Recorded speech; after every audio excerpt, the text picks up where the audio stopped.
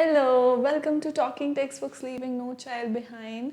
मेरा नाम है अदिति और मैं आपका बहुत बहुत स्वागत करती हूँ टॉकिंग टेक्स्ट बुक के चैनल पर, यूट्यूब चैनल पर। आपको क्या करना होता है, ये सारी इन्फॉर्मेशन आपको ऑलरेडी है, बट फिर भी मैं बता दूँ that like subscribe and share this channel to many more students so that हम सब पढ़ेंगे, हम सब एडुकेट होंगे, तो आने वाला जो हमारा फ्यूचर होगा वो बहुत ही ज़्यादा अमेजिंग होगा, राइट। सिर्फ हमारे लिए ही नहीं, हमारे लिए तो हमें पढ़ना ही है, बट पूरे देश के लिए भी हमें पढ़ना बहुत ज़्यादा ज़रूरी है, right. So children, quality level education हम आप लोगों को प्रोवाइड कर रहे हैं कोटा से, and we make you prepare for 6 to 10 school level examinations, then 6 to 8 olympiad level examinations, NTSC, NSC, JSP, RMO, right children. सारे लेक्चर्स अवेलेबल हैं जो करंट चल रहे हैं, उनको भी देखते चलो। आज का जो लेक्चर है for class 8 that is direct and inverse variation, इसके हम लोग एक लेक्चर कर चुके हैं जिसमें हमने थोड़ा थोड़ा ब्रीफ पढ़ा था कि भाई एक्चुअली में डायरेक्ट वेरिएशन और इनवर्स वेरिएशन होता क्या है। बेसिकली वही रेशन प्रोपोर्शन का ही लॉजिक है जो हम यूज़ कर रहे हैं यहाँ पर, राइट। यूनिटरी मेथड जो होता है उससे हम लोग यूज़ कर रहे हैं। बट फिर मैंने आपको कुछ और चीज़ें बताई थी कि अगर डायरेक्ट वेरिएशन है उसका क्या मीनिंग होगा, मतलब एक क्वांटिटी बढ़ रही है तो दूसरी भी बढ़ेगी, एक कम हो रही है तो उसके डिपेंडेंट, मतलब हमने डिपेंडेंट क्वांटिटीज़ के बारे में ही पढ़ा था, इसमें इंडिपेंडेंट क्वांटिटीज़ नहीं पढ़ रहे हैं हम, राइट। तो वेरिएशन तभी तो होगा, राइट, डिपेंडेंट है तभी वेरिएशन होगा, सिंपल सी बात है।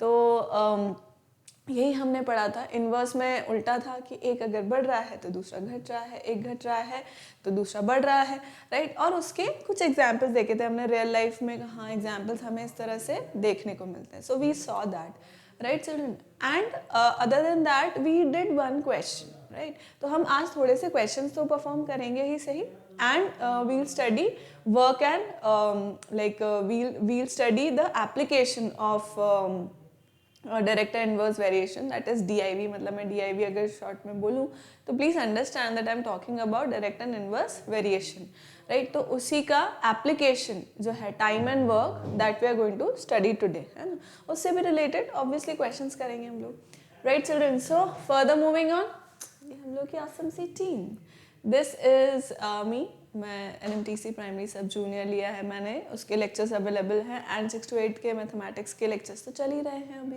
Right. So you can see to it. This is a Telegram channel children. So मुझे स्नीजिंग हो रही है, just a second, okay now it's fine. Telegram channel पे चिल्ड्रन डिफरेंट क्लासेस के लिए डिफरेंट चैनल है, and we put the link there, right. हम लोग का जो वीडियो लेक्चर्स का लिंक होता है वो हम लोग वहाँ like we put it there, so you just need to go on the channel, जो भी क्लास वाइज है आपकी क्लास के according you need to go there, and then tap on the link, तो आप directly you will go to the video, you need not waste time in finding out the videos कि आपको कौन सा देखना है कौन सा नहीं, and please I keep telling you unmute रखना, उसको mute मत कर देना वरना notifications आएंगे, so you won't get to know about it, right children, that is basic. This is a website जहाँ पे आपको 6 to 8 के जो packages हैं, right, these of same price, pricing same है, syllabus obviously different है. So you need to apply my code AVLive to get 30% of discount, in which you are going to get the study material and the test series, and other things are written there. Other than that children, if you do not require the study material, I keep telling, तो ये दूसरा package है जहाँ पे आपको you can apply for it, that is the test package, and which will be for 2450 after applying my code obviously, and the complete package would be for 6300 after applying my code obviously, right.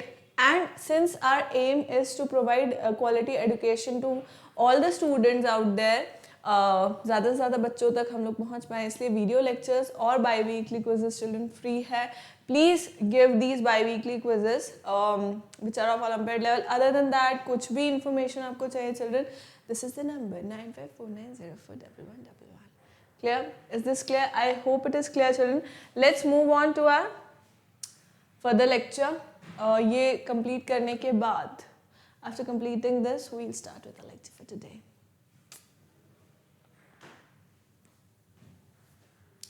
चलो, so we studied in lecture 1 we studied the introduction direct and inverse variation, जिसमें हमने variations क्या होते हैं, जैसे direct और मतलब inverse या इनडायरेक्ट जो भी बोलेंगे वो किस तरह से होते हैं, ये सब अपन ने देख लिया था, राइट। अब इसके अंदर मैंने आपको बताया था कि जब हमें क्वेश्चन करना है डायरेक्टली हम क्या करेंगे, डायरेक्ट वेरिएशन अगर आ रहा है तो मैं क्या करूँगी, क्वांटिटी 1 और क्वांटिटी 2, राइट, इसको मैं क्या कर दूंगी, क्रॉस मल्टीप्लाई, राइट। क्वांटिटी 1 है, उसके अकॉर्डिंग क्वांटिटी 2 में कितना बढ़ रहा है या घट रहा है, what ever it is, right. When it is direct variation तो क्वांटिटी 2 में कितना बढ़ेगा या घटेगा, राइट, उस अकॉर्डिंग। अब उसमें मुझे क्या करना है, सिंपली क्रॉस मल्टीप्लाई। और अगर इनवर्स वेरिएशन है कि क्वांटिटी ए से क्वांटिटी बी, मतलब क्वांटिटी ए बढ़ रही है तो क्वांटिटी बी घट रही है, या क्वांटिटी ए अगर डिक्रीज हो रही है तो क्वांटिटी ए इंक्रीज हो रही है, तो अब सी क्वांटिटी में सी अगर क्वांटिटी है तो उसके अकॉर्डिंग डी क्वांटिटी क्या होने वाली है, या इंक्रीज हो गया, डिक्रीज हो गया, what ever it is, right. तो उसमें मैंने कहा था कि भाई डायरेक्ट मल्टीप्लिकेशन कर दो, a into b c into equals to c into d, जो हम बेसिक क्या करते हैं चिल्ड्रन, आप अपन प्रोपोर्शन में यही करते हैं। प्रोपोर्शन क्या होता है भाई, when there are two equal ratios, when you put an equal to sign and और when there is equal sign between two ratios, then that is known as the proportion, right. सो वही चीज़ हम यहाँ पर अप्लाई कर रहे हैं। अब इससे रिलेटेड अपन ने एक क्वेश्चन करा था, राइट, जो कि है ये, और इसके अलावा अपन ने नहीं किया था। तो अब अपन नेक्स्ट क्वेश्चन करते हैं। चलो, in which of the following tables x and y vary directly. आओ बच्चों देख लेते हैं अपन, आइए आइए देख लेते हैं। इस वाले को देखते हैं। चलो, फर्स्ट टेबल है ना, टेबल 1 की बात करते हैं। चलो, ये जो टॉपिक है ना, ये जो पूरा चैप्टर है डीआईवी, ये कंसेप्ट्स कैसे इसके क्लियर होंगे, क्वेश्चन से। जितना जितना टाइप के आप क्वेश्चंस करेंगे ना, उतने ही कंसेप्ट्स क्लियर होंगे चिल्ड्रन। इसमें मतलब मैं थ्योरी बहुत नहीं पढ़ा सकती, ठीक है, इसके अंदर बहुत थ्योरी लेक्चर मैं नहीं ले सकती, इसके अंदर क्वेश्चंस ही करने पड़ेंगे। क्वेश्चन से ही आपको उसका जो लॉजिक है वो समझ में आएगा, right. This is the basic thing. So after this lecture as well, please do few questions of, जैसे अब मैं ये बोलूँगी चिल्ड्रन कि एक्सरसाइज 1 अब तक कंप्लीट कर लो या 2, ऐसा नहीं। एक्सरसाइज 1, 2, 3 में से कुछ कुछ क्वेश्चन आप लोग जो डायरेक्ट इनवर्स वेरिएशन, मतलब जो पूछ रहा है कि भाई डायरेक्टली कौन वैरी कर रहा है, इनवर्सली कौन वैरी कर रहा है, वैसे वाले क्वेश्चंस अभी हम टाइम एंड वर्क भी होपफुली कर पाएंगे आज ही, मुझे ऐसा लगता है। तो उसके क्वेश्चंस, राइट, तो वो हम लोग डेफिनेटली करेंगे, राइट। आप लोग को होमवर्क में उन क्वेश्चंस को पढ़ लेना, जो भी आपने ऑब्वियसली फर्स्ट टाइम जब होमवर्क किया होगा तो समझ में आ ही गया होगा। तो उसमें जो टाइम एंड वर्क वाले जो क्वेश्चंस हैं वो आप लोग कर सकते हो, है ना, होपफुली आज के लेक्चर के बाद। ठीक, तो अब मुझे पता करना है कि in which of the following tables x and y vary directly vary कर रहा है, किस किस में, ये मुझे देखना है। So let's start with it. अब मुझे x अपॉन वाई निकालना है टेबल 1 के लिए। तो ये क्या हो गया, 10/5। 10/5 इज हाउ मच, 2। नेक्स्ट के लिए देखो, 20/10। 20/10 is what, again 2.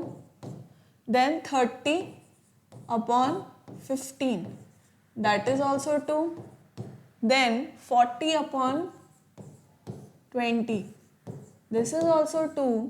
And यहीं पे कर दो, 46/23 is also 2, right?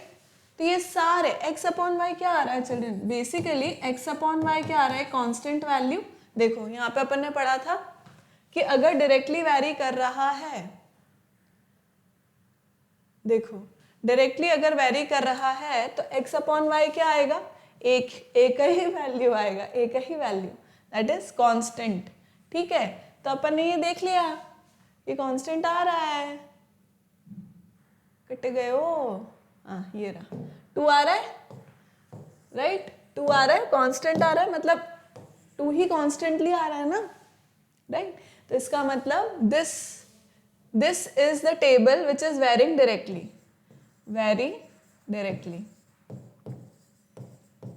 ठीक है, इसका तो हो गया। टेबल 2 के लिए देखते हैं, let's see for table 2, right. अब इसमें भी x अपॉन वाई करो। चलो यहाँ पे सिर्फ बैठने, इस क्लास में सिर्फ बैठने से नहीं होगा, अपन को साथ में क्वेश्चंस करते रहने पड़ेंगे, है ना, तभी थोड़ा सा समझ में आएगा। और जहाँ जहाँ अटक रहे हो वहाँ वहाँ पे देख लो जो भी मैं कर रही हूँ उसमें, है ना। बट अपने को इस पूरे लाइक चैप्टर में, पूरे DIV जो चैप्टर है डायरेक्ट एंड इनवर्स वेरिएशन, उसमें कॉपी पेन एकदम साथ में वैसे भी रखते ही हो, आप लोग नोट्स वगैरह बनाते हो, बट इस चैप्टर में अपने को क्वेश्चंस साथ में करते ही जाना है, उसी से ही लॉजिक क्लियर होगा, है ना, ये मैंने बता ही दिया। सो x अपॉन वाई है। अब starting with this 7 upon 21, 1/3, 9 upon 27, 1/3, 13 upon 39, 1/3, अभी तक तो ठीक आ रहा है। Next 21 upon 63,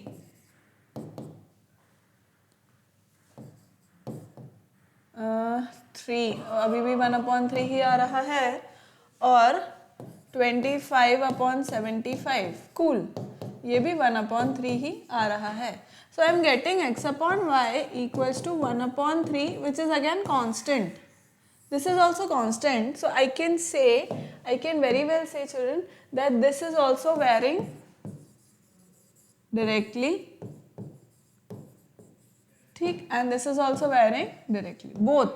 Both the tables are varying directly, right? क्योंकि जब मैं x upon y देखती हूँ यहाँ पे वेरिएशन, मुझे यही देखना है कि भाई x अगर बढ़ता है तो मेरा y भी बढ़ता है, x अगर कम होता है तो y भी कम होता है ना, यही मेरा डायरेक्ट वेरिएशन है। तो मैं देख पा रही हूँ अगर मेरा x बढ़ता बढ़ता बढ़ता जा रहा है तो मेरा y भी उसी अकॉर्डिंग बढ़ता जा रहा है। किस अकॉर्डिंग? एक कांस्टेंट के अकॉर्डिंग, मतलब 2 2 2 2 2 बढ़ता जा रहा है। यहाँ पर भी अगर मेरा x बढ़ रहा है तो उसी के करस्पॉन्डिंग मेरा y भी बढ़ रहा है विद सेम कांस्टेंट वैल्यू। आया समझ में?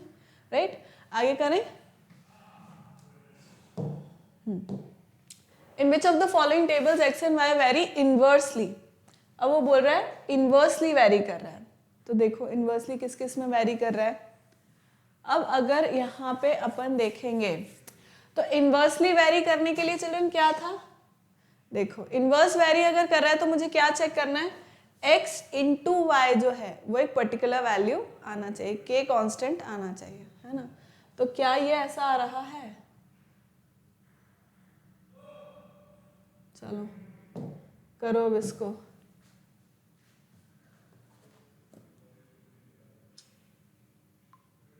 करो चिल्ड्रन, अभी मैंने करके बताया।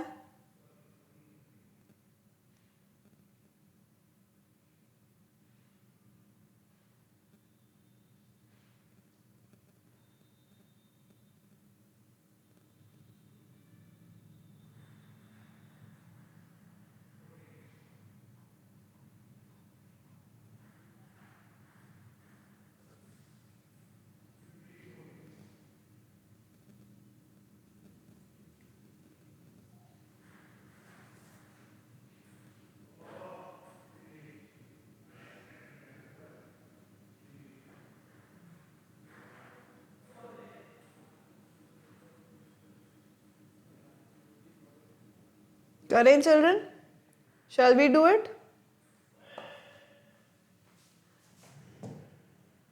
लॉजिक मैंने बता ही दिया था कि आपको करना क्या है। देखो अगर इनवर्सली, अगर डायरेक्टली वेरी कर रहा है तो x upon y should be constant, और अगर इनवर्सली वेरी कर रहा है तो x into y should be constant, right. चलो let's start doing it. Table 1 के लिए देखते हैं अपन, x इंटू वाई करना है मुझे, right. So 5 into 20 is 100। Next 20 into 5 is again 100. Next 10 into 10 is 100. Then 4 into 25 is also 100. That means x into y is a constant value. See, सारे cases में क्या आ रहा है 100, 100, 100 and 100. सारे केसेस में कांस्टेंट वैल्यू आ रही है, दैट इज 100. इसका मतलब दिस इज वेरिंग इनवर्सली.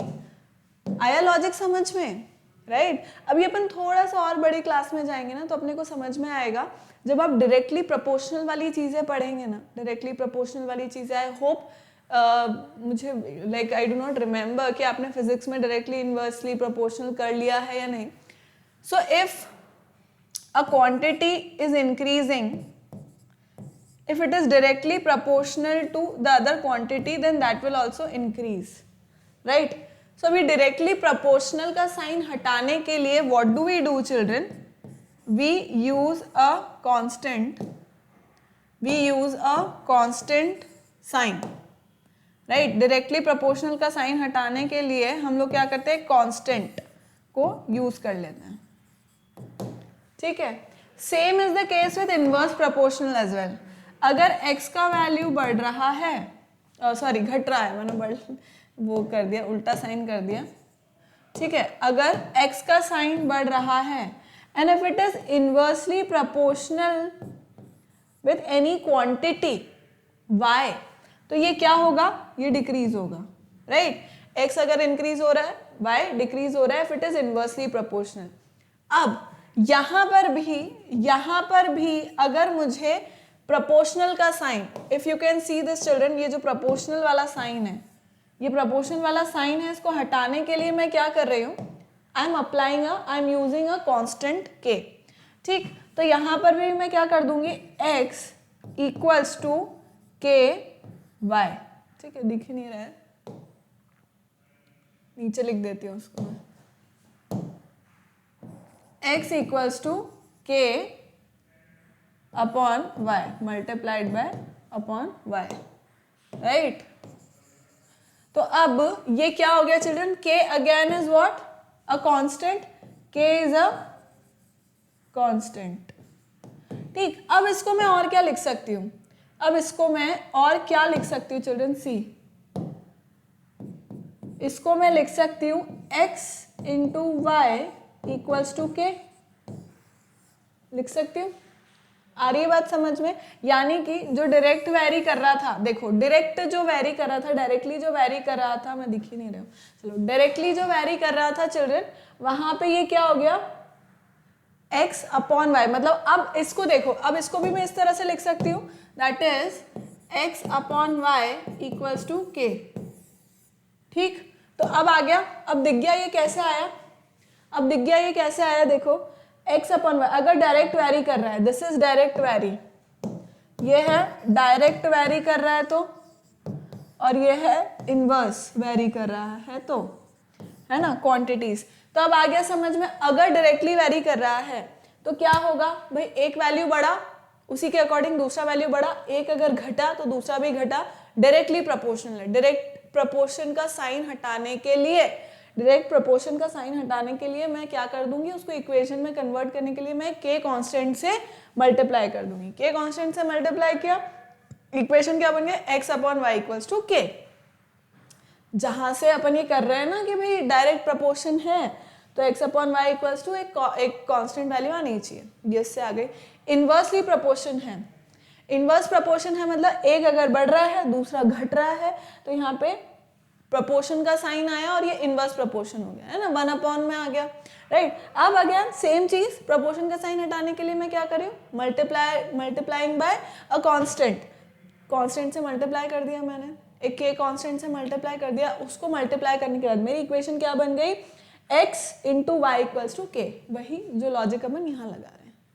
अब आया समझ में, अपन ये सब क्यों कर रहे हैं, ये कहाँ से आ गया भाई, ये चीज़ कहाँ से आ गई और वो कहाँ से आ गई, वो यहाँ से आ गई. If you understand direct proportion और इनवर्स प्रोपोर्शन, अगर आप समझते हो चिल्ड्रन, जो मुझे लगता है कि फिजिक्स में आ गया होगा, मैं मैम से एक बार और कंफर्म कर लूँगी, चेरी मैम से, राइट? सो आई होप कि ये प्रोपोर्शन वाली चीज़ें आ गई होगी. नहीं आई है तो मैंने बेसिक जो यहाँ पे रिक्वायर्ड है वो मैंने समझा दिया कि इसका मतलब है प्रोपोर्शन का साइन होता है, दिस इज प्रोपोर्शन का साइन, है ना. डायरेक्ट प्रोपोर्शनल मतलब एक बढ़ रहा है दूसरा भी बढ़ रहा है, एक घट रहा है दूसरा भी घट रहा है। एग्जाम्पल्स अपन ने सब देख ही लिए है ना, एग्जाम्पल्स अपन ने लास्ट क्लास में देख ही लिए कि भाई एक वैल्यू बढ़ रही है उससे रिलेटेड दूसरी वैल्यू भी बढ़ जाएगी। मान लो कि जून जुलाई, राइट, लेट अस से मई जून का टाइम है, right, it is month of मई और जून, राइट। ऑलरेडी सन का टेम्परेचर तेज है, ठीक है, और उसमें लेट अस अज्यूम कि किसी पर्सन को बुखार आ गया है ना, किसी पर्सन को बुखार आ गया, अब वो सड़क पे अगर जा रहा है तो ड्यू टू दैट हीट उसका टेम्परेचर और बढ़ेगा ही सही, राइट। अब या मान लो कि एक बीकर है जिसके अंदर वाटर फिल्ड है, ठीक है, एंड रूम टेम्परेचर ऑलरेडी बहुत बढ़ा हुआ है ड्यू टू द मई जून टेम्परेचर। अब उसको आप सनलाइट में और रख दो, उसको आप सनलाइट में और रख दो और टेम्परेचर बढ़ जाएगा उसका, राइट। तो ऐसे अब ये क्या हुए, ये डायरेक्टली प्रोपोर्शनल हो गए, राइट। ऑलरेडी टेम्परेचर ज्यादा था, एक बॉइलिंग या एक बहुत ही हॉट वाटर का बीकर आप रख दो अगर, या कंटेनर रख दो छत के ऊपर, राइट, जहां डायरेक्ट सनलाइट हो रही है, तो क्या होगा, टेम्परेचर और बढ़ेगा इसे। तो ये सब क्या है चिल्ड्रन, डायरेक्टली प्रोपोर्शनल है, ओके। और इनवर्सली प्रोपोर्शनल क्या, जैसे डिस्टेंस वाला बताया मैंने कि अगर डिस्टेंस ज़्यादा है तो और लेट अस अज्यूम कि टाइम, अगर डिस्टेंस ज़्यादा है और स्पीड कांस्टेंट है, अगर स्पीड कांस्टेंट है और डिस्टेंस ज़्यादा है तो टाइम क्या लगेगा, ज़्यादा ही लगेगा, ठीक है। और स्पीड अगर वेरी कर रही है तो उसके अकॉर्डिंग टाइम भी क्या होगा, कम या ज़्यादा हो जाएगा, राइट चिल्ड्रन। या आप इस तरह से लो कि डिस्टेंस कांस्टेंट ले लिया है ना, डिस्टेंस अपन ने कांस्टेंट ले लिया, अब स्पीड अगर ज़्यादा है तो जल्दी पहुंच जाएगा, राइट। स्पीड अगर कम है मतलब कम टाइम लगेगा, और स्पीड अगर कम है तो टाइम ज़्यादा लग जाएगा, ये इनवर्स प्रोपोर्शन हो गया, ठीक है। एग्जाम्पल मैंने प्रॉपर बता दिया। तो इस तरह के एग्जाम्पल जो थे वो हमने लास्ट क्लास में बहुत सारे डिस्कस कर लिए थे, ठीक है। अब तो ये हम समझ गए कि डायरेक्ट और इनवर्स वेरिएशन क्या होता है और क्यों हम इनवर्स वेरिएशन के लिए मल्टीप्लाई कर रहे हैं, और मल्टीप्लाई करने पे वी नीड अ कांस्टेंट है ना, आफ्टर दिस, इसके बाद, है ना। So let's go for the second table भी देख लेते हैं अपन।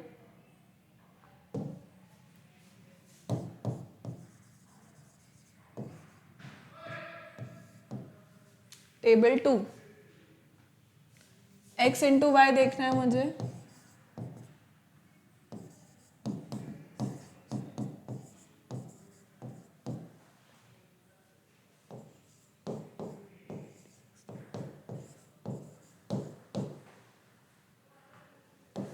Twelve into 2, 24 and 1 into 24 is 24.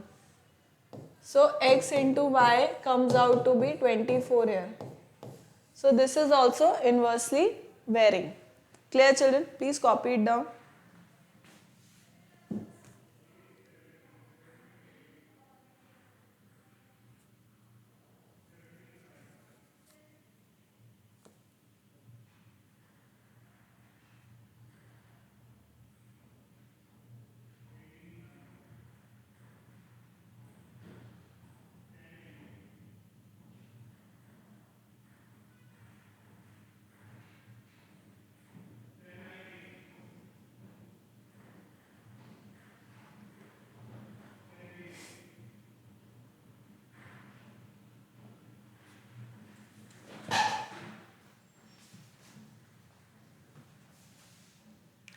चलो नेक्स्ट क्वेश्चन देखते हैं अपन. What does it says?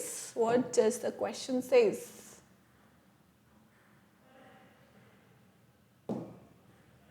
If the cost of 93 meters of a certain kind of plastic sheet is rupees 1395, then what would it cost to buy 105 meters of such plastic sheets? Right? अब इसको अपन समझते हैं. देखो क्या बोल रहा है children ये? If the cost of 93 meters of certain kind of plastic sheet is rupees this much, है ना? मतलब 93 मीटर्स में 93 मीटर शीट जो है उसका कॉस्ट कितना आ रहा है? Cost is rupees 1395. Right. Now it is asking us for 105 meters.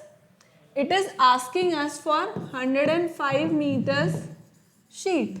इसके लिए कॉस्ट पूछ रहा है वो. कॉस्ट कितना होगा? ऑब्वियसली ज़्यादा होगा. ऑब्वियसली क्या होगा? ज़्यादा होगा.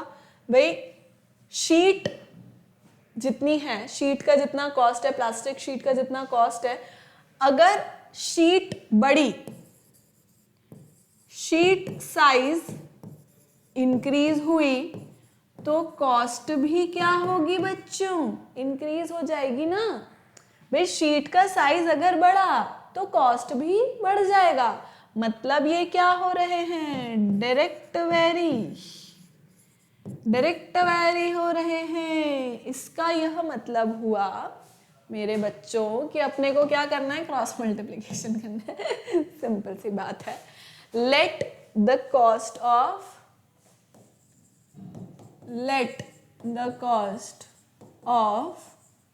105 meter sheet equals to rupees x. ठीक. यहाँ पे अपन क्वांटिटी A यानी कि शीट लिख देते हैं. यहाँ पे अपन लिख देते हैं quantity B that is cost लिख देते हैं. मतलब शीट साइज, सॉरी, राइट. यहाँ हम लिख देते हैं कॉस्ट. ठीक. तो अब शीट साइज क्या है मेरी? 93 मीटर्स. देखो अभी ये this is also important children. ये देखना बड़ा इंपॉर्टेंट है कि इनके यूनिट सेम. ये तो बहुत ही बेसिक है. अब 8वीं कक्षा में आकर के आप ये नहीं देख सकते कि भाई 1 सेंटीमीटर में 1 मीटर में, और आपने वैसे ही कर दिया, उसको चेंज नहीं किया. भैया ये घोर पाप है, पाप. ठीक है, ये मैंने कहीं से सीखा तो मैंने यहाँ अप्लाई कर लिया कि पाप होता है मतलब बेसिकली. ठीक है.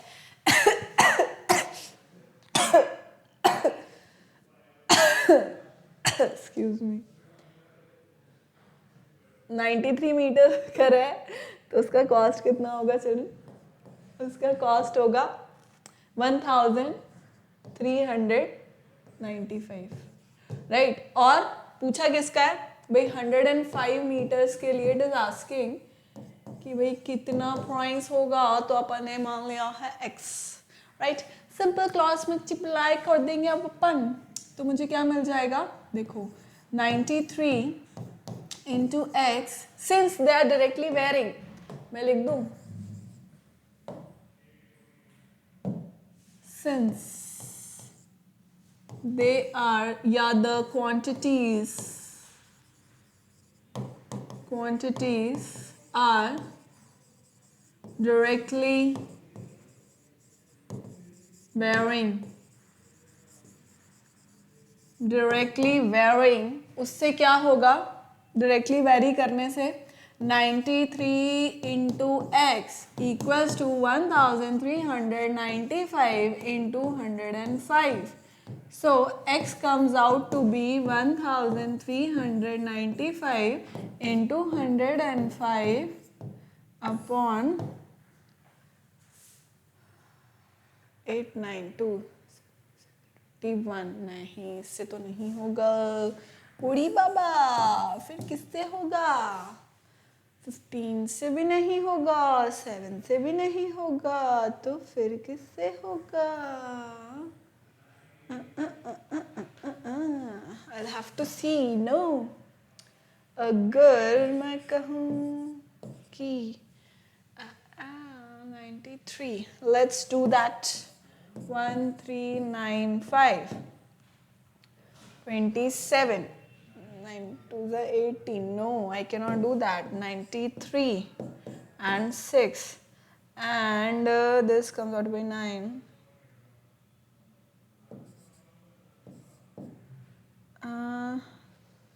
5,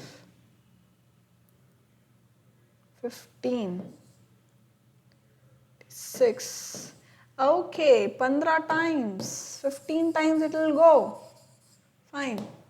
15 times this is going to go. So this comes out to be 225 into 7, which will be rupees 35.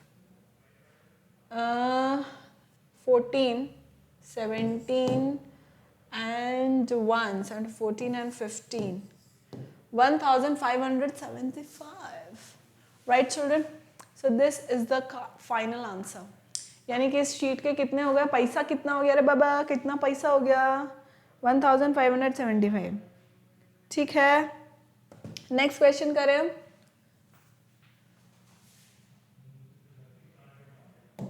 Okay, Rohit bought 12 registers for rupees 156. Find the cost of 7 such registers. Okay, so there are two quantities. Fine. Rohit bought 12 registers for rupees 156. ठीक है. So 12 registers का children cost कितना है, rupees 156, right. तो 7 registers का cost क्या होगा, let us say rupees X. We assumed it कि एक्स है, दिख रहा है ना, वी अज्यूम्ड कि इट इज एक्स. तो अब रजिस्टर्स हैं, रजिस्टर्स का कुछ प्राइस है. अगर नंबर ऑफ रजिस्टर्स डिक्रीज होते हैं, नंबर ऑफ रजिस्टर्स, मान लो आप 10 रजिस्टर खरीदने जा रहे थे, उसका कुछ प्राइस था, अब आपको नेक्स्ट मंथ जाना है 5 ही रजिस्टर लाना है, तो उसका प्राइस क्या होगा, कम होगा. सर नंबर ऑफ रजिस्टर्स अगर कम हो गए तो उसका कॉस्ट भी तो डिक्रीज हो जाएगा बच्चों, उसका कॉस्ट भी क्या हो जाएगा, डिक्रीज. क्लियर है, उसका कॉस्ट भी क्या हो जाएगा, डिक्रीज हो जाएगा. सो इसका मतलब these are directly varying, right. क्या हो रहे हैं, सिंस द कॉस्ट, नहीं ऐसा नहीं लिखते अपन, ऐसा लिखते हैं क्वांटिटी 1. क्वांटिटी 1 हमारी क्या है, नंबर ऑफ रजिस्टर्स. एंड दूसरी क्वांटिटी क्या है, quantity B is its cost. तो अगर 12 रजिस्टर्स हैं तो उसका कॉस्ट कितना हो रहा है बच्चों, रुपीज 156. और अगर 7 रजिस्टर्स हैं तो उसका कॉस्ट आ रहा है X. Since they are directly varying, quantities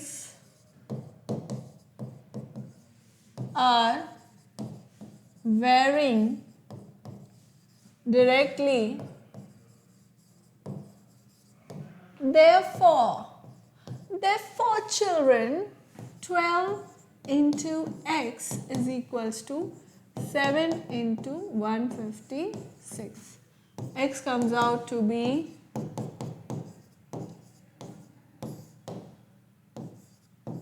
so this is rupees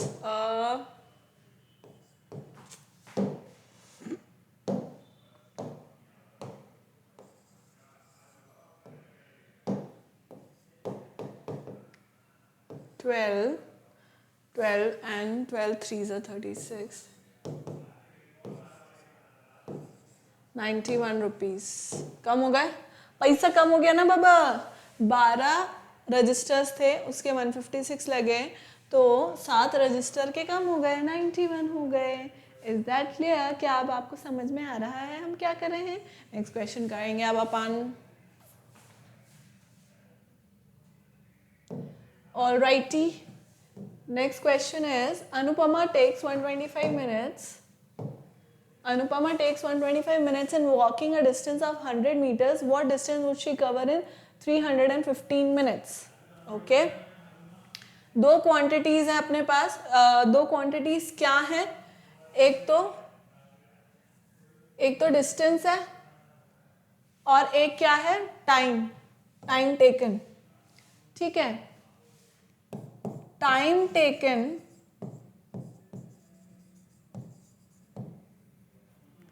सी, या इसको ऐसे लिखेंगे अपन,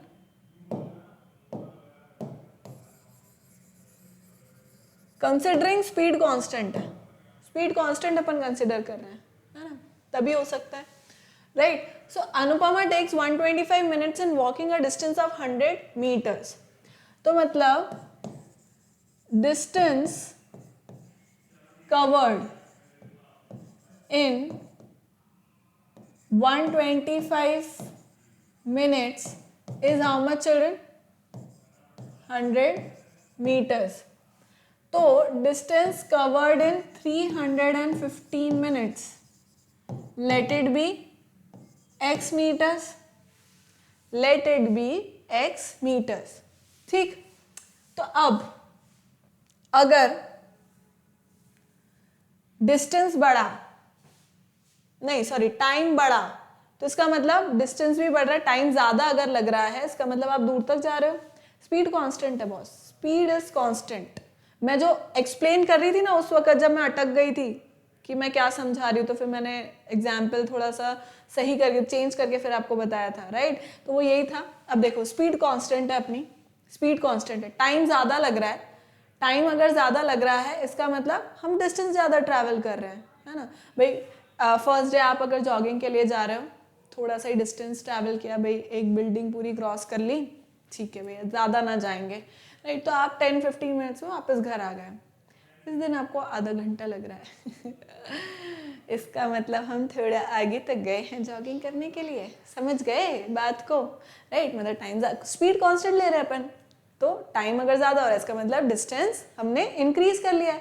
अब आ गया समझ में जो मैं एग्जाम्पल अभी थोड़ी देर पहले दे रही थी, राइट. और जहाँ मैं खुद थोड़ा सा अटक गई थी, अब इसको मैंने एक्सप्लेन कर दिया है यहाँ अच्छे से, ठीक है.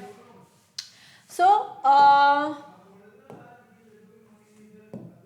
अब यहाँ पे क्या हो रहा है चिल्ड्रन, देखो भाई जो मैंने एक्सप्लेन किया कि टाइम अगर बढ़ा, जैसे कि यहाँ पे क्या था, यहाँ पे क्या था चिल्ड्रन, कौन से एक्सप्लेन करूँ मैं, देखो टाइम 125 था, 315 मिनट्स हो गया. मतलब टाइम अगर बढ़ा तो डिस्टेंस क्या हो गया, डिस्टेंस भी बढ़ रहा है. इस क्वेश्चन में, इस पर्टिकुलर क्वेश्चन की बात कर रही हूँ मैं, है ना. वैसे जनरल केस में तो क्या होगा, ठीक है, स्पीड वगैरह सब चीज देखनी पड़ेगी उनमें, है ना. बट यहाँ पे we are considering speed constant, direct vary कर रहा है, राइट. तो अब लिख लेते हैं बस अपन.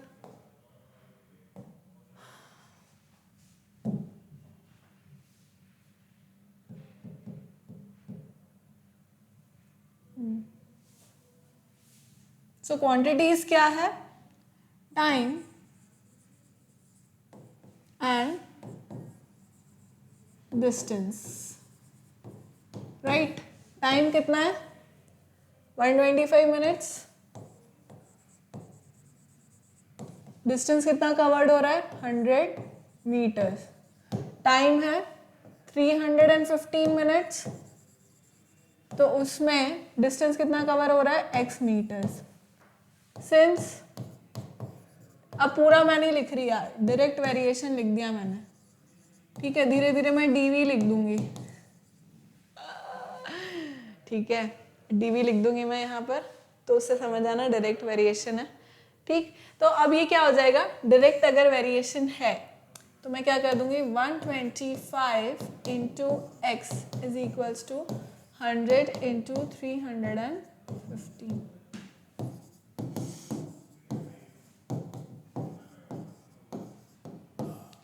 सॉल्व कर लो भाई, कर लो, तुम कर लो solve. 4 times 5 times and 4 into 30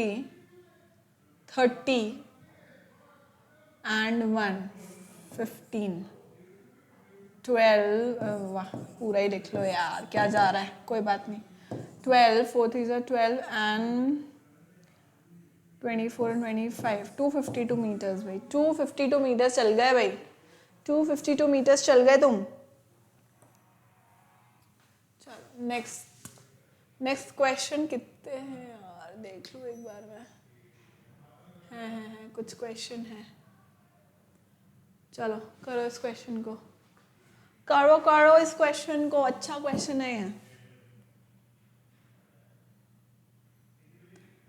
वो बोल रहा है 1200 soldiers in a fort had enough food for 28 days, मतलब 1200 जो सोल्जर्स थे, है ना, एक फोर्ट में, had enough food for 28 days. After 4 days some soldiers were transferred, मतलब 4 दिन के बाद कुछ सोल्जर्स जो थे they were transferred to another fort, right, and thus the food lasted now for 32 more days, मतलब 32 दिन तक अब जो खाना था वो चल गया। पहले 1200 सोल्जर्स के लिए 28 दिन तक चलता, पर फिर 32 days चल गया खाना। How many soldiers left the fort, तो कितने जो सोल्जर्स थे वो चले गए छोड़ करके फोर्ट को दूसरे फोर्ट में जाने के लिए। भाई उनका ट्रांसफर हुआ है, ऐसे थोड़े ना है। ठीक है, करो बताओ क्या होएगा।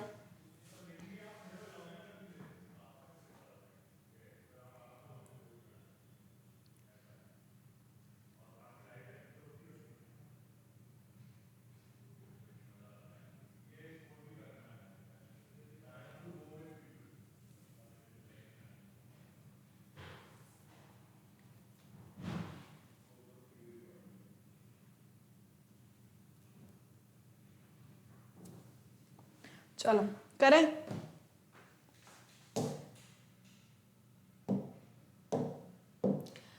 अब समझना, 1200 soldiers in a fort had enough food for 28 days।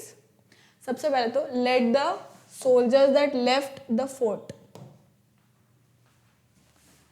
यही पूछ रहा है ना, how many soldiers left the fort, let them be, let the number of soldiers leaving the fort equals to x।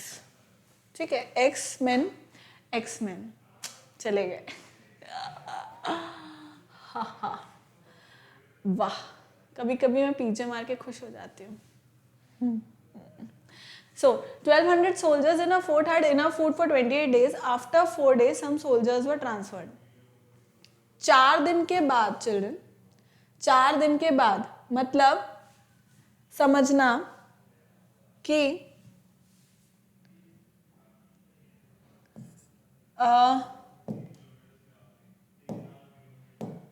देखो food for 1200 men after 4 days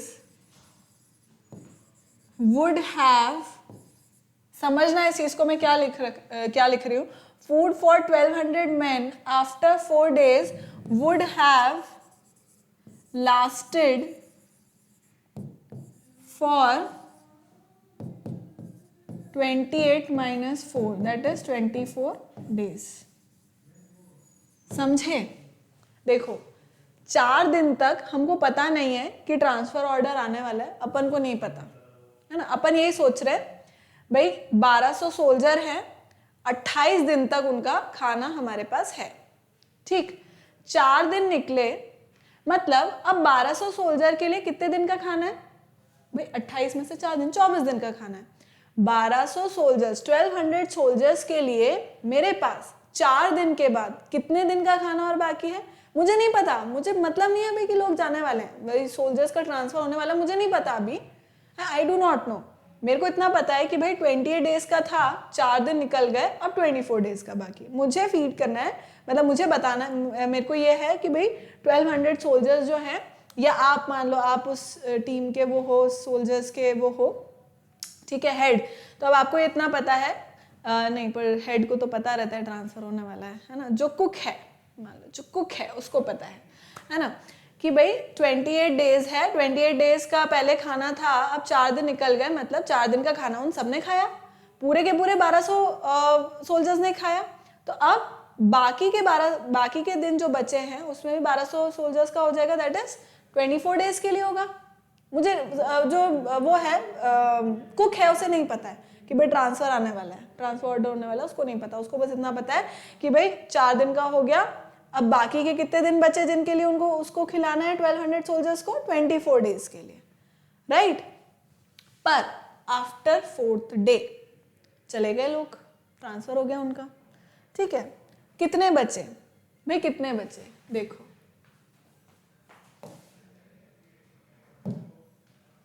quantities क्या है अब अपने पास, समझना क्वांटिटीज अपने पास क्या है। देखो ऐसे, नंबर ऑफ, या यहीं लिख दूं, लिख जाएगा, ठीक है यहीं लिख देती हूँ, number of soldiers, number of soldiers left after 4 days, number of soldiers left after 4 days, कितने कितने बचे भाई, मान लो जो लीव कर गए वो x थे, टोटल थे 1200, जिन्होंने जिनका ट्रांसफर हो गया वो कितने थे x, तो 4 दिन के बाद कितने सोल्जर बचे, 1200 माइनस x, भाई टोटल में से x जो चले गए उसको माइनस कर दिया। Now the food is lasting for how many days, 32 days, पहले 24 डेज कर रहा था, पहले 24 डेज कर रहा था, है ना, अब कितना कर रहा है, हमें उससे 28 वाले से मतलब नहीं है, हमें 4 दिन बाद वाले से मतलब है, क्योंकि 4 दिन तक तो 1200 ने खाया ही है, राइट। तो हम ये सोच रहे थे 4 दिन के बाद, हम ये सोच रहे थे कि 1200 सोल्जर्स का खाना चलेगा 24 डेज तक, लेकिन कुछ चले गए, कुछ सोल्जर्स चले गए, मतलब 1200 माइनस x सोल्जर्स के लिए अब खाना चलेगा कितने दिन, 32 days, right. So number of soldiers left after 4 days is 1200 minus x। Now number of days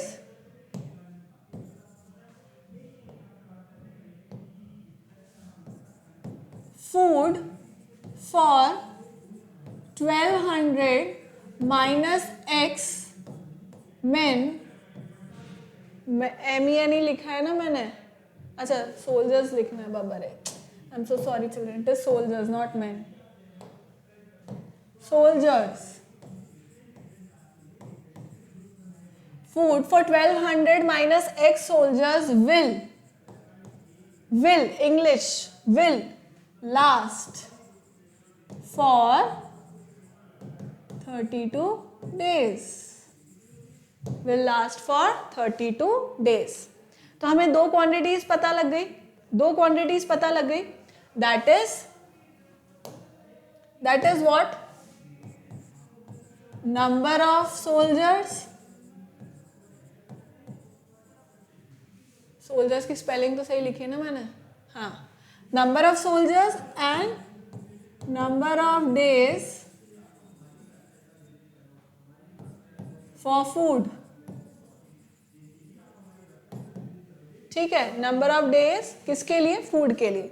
तो अगर मेरे पास नंबर ऑफ सोल्जर्स है 1200, नंबर ऑफ सोल्जर्स अगर मेरे पास है 1200, तो नंबर ऑफ डेज जिनके लिए फूड विल लास्ट इज 24, और अगर मेरे पास है सोल्जर्स 1200 माइनस x, तो food will last for how many days, 32, right. देखो अब यहां पे क्या हो रहा है चिल्ड्रन, अब बताओ यहां पे क्या हो रहा है, प्लीज टेल। अगर नंबर ऑफ सोल्जर्स अब क्या हो रहे हैं, कम हो रहे हैं, तो दिन क्या हो रहे हैं, बढ़ रहे हैं, राइट। नंबर ऑफ सोल्जर्स पहले 1200 है, number of soldiers 1200, number of days 24, number of days, number of soldiers कम हो गए। Now see this,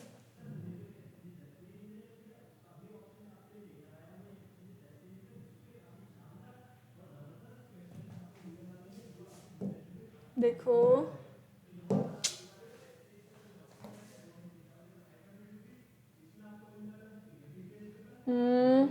late me use what colour, okay चलो इसमें देखते हैं अपन, तो जस्ट अ सेकेंड चलो,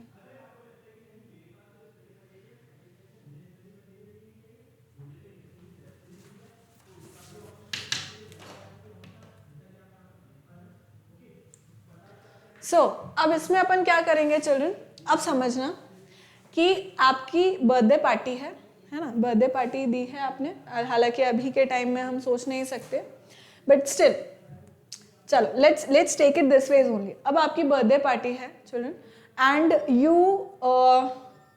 बॉट, मान लो 10 आपके फ्रेंड्स आने वाले हैं, ठीक है, आपने 10 फ्रेंड्स को इनवाइट किया, तो हर एक के लिए आप एक एक चॉकलेट लेकर के आए, 10 चॉकलेट्स हो गई, करेक्ट है, right, all righty.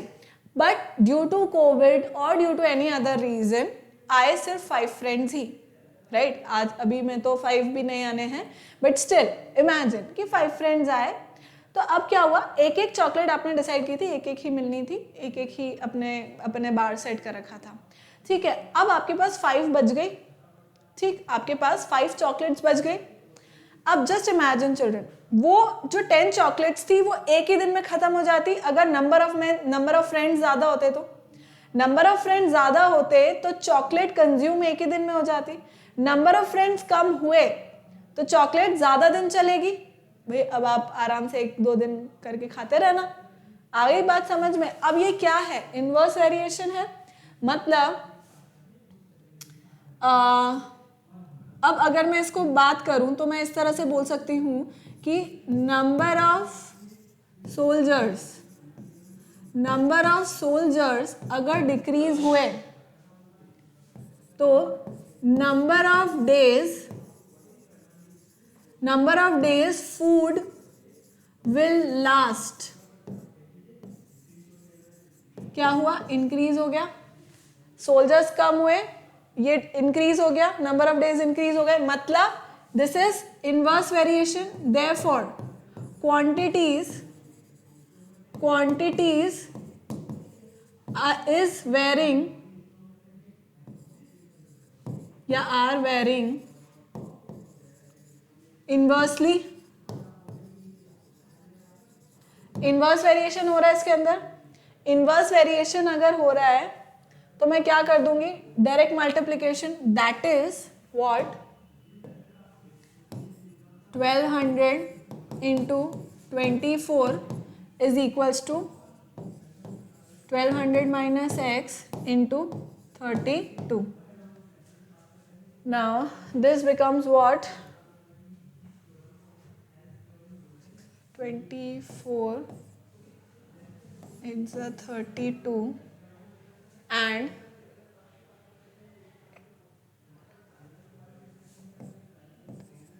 2 3s are 6, 2 4s are 8, 4 3s are 12, 300, 4 3s are 12 equals to 1200 minus x equals to 900.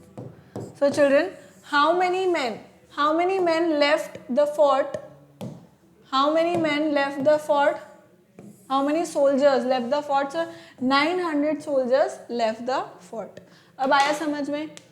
Children, this might take time, but कोई बात नहीं, हम इसी कोई लेक्चर सेकेंड में ही काउंट कर लेते हैं, because it is very important children for me to explain questions. मतलब अब इसमें मैं सिर्फ ऐसे ही नहीं कर सकती कि मैं बस थ्योरी पढ़ा दी, एक आध क्वेश्चन हो गया, okay fine, I can not do that children. इस चैप्टर में since I told you and I am telling you again again, इस चैप्टर में क्वेश्चंस को समझना थोड़ा सा इम्पॉर्टेंट है ना, तो हम थोड़ा सा टाइम लेकर के भी इसको कंप्लीट करेंगे तो कोई बात नहीं, इट विल बी फाइन। थोड़ा डिफिकल्टी से हमें क्वेश्चन मतलब ये चैप्टर थोड़ा आ जाएगा, डिफिकल्टी नहीं, मैं थोड़ा टाइम लेकर के, प्रैक्टिस चाहिए, है ना, राइट चिल्ड्रन।